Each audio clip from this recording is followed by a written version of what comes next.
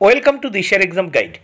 প্রিয় চতুর্থ শ্রেণীর পরীক্ষার্থী বন্ধুরা, তোমাদের জন্য এই ভিডিওটিতে আমি আলোচনা করতে চলেছি চতুর্থ শ্রেণী অর্থাৎ ক্লাস 4-এর প্রথম পর্যায়ক্রমিক মূল্যায়নপত্র 2024 অর্থাৎ 2024 সালের চতুর্থ শ্রেণীর আমাদের পরিবেশ বিষয়ের প্রশ্নপত্রটি এই ভিডিওটিতে আমি আলোচনা করতে চলেছি সম্পূর্ণ উত্তরসহ।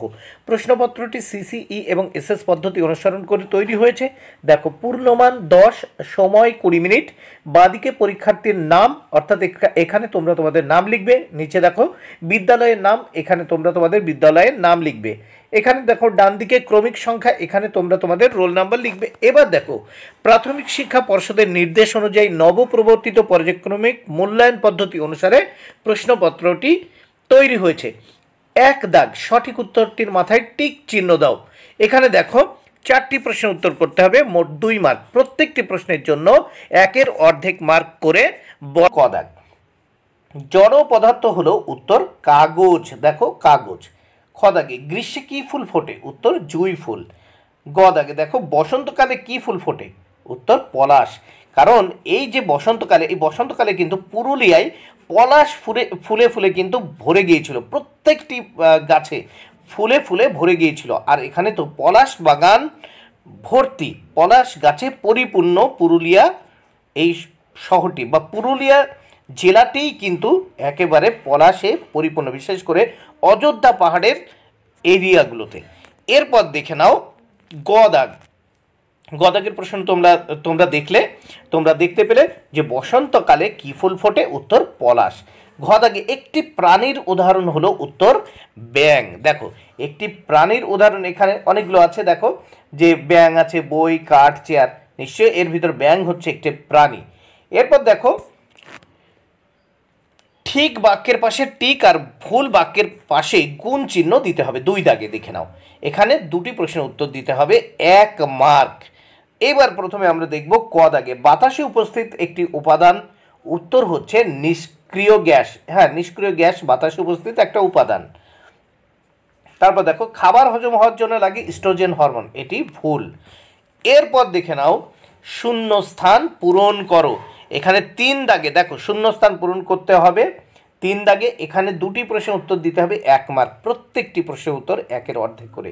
ক দাগে, প্রশ্বাসের পথ নাক, তারপর দেখো শ্বাসনালী, তারপর ফুসফুস। খ দাগে দেখো, তরল আর গ্যাসের নিজস্ব আকার নেই। তাহলে দেখো, তরল আর গ্যাসের কিন্তু নিজস্ব আকার নেই, তাহলে ক দাগে হচ্ছে শ্বাসনালী, খ দাগে হচ্ছে আকার। এরপর আমরা দেখে নেব 4 দাগে।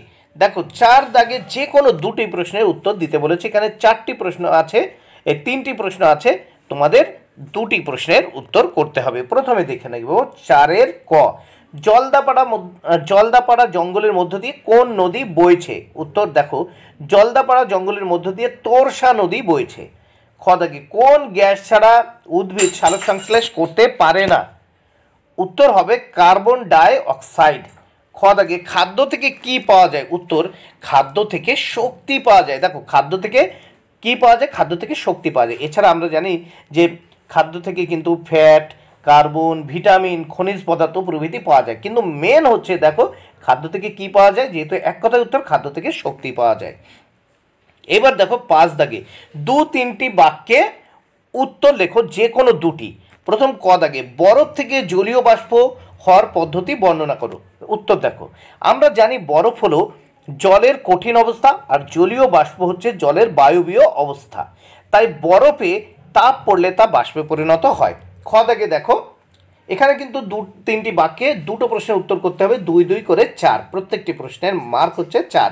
খ দাগে, মানুষের খাদ্য হজম হওয়ার পদ্ধতি বর্ণনা করো। দেখো, খাদ্য হজম হলো একটি শারীরিক প্রক্রিয়া, যার মাধ্যমে খাদ্যকে ছোট ছোট টুকরো করে তারপর বিভিন্ন উৎসেচক দ্বারা বিগলিত হয়ে দেহে আত্তীকরণের উপযোগী হয়।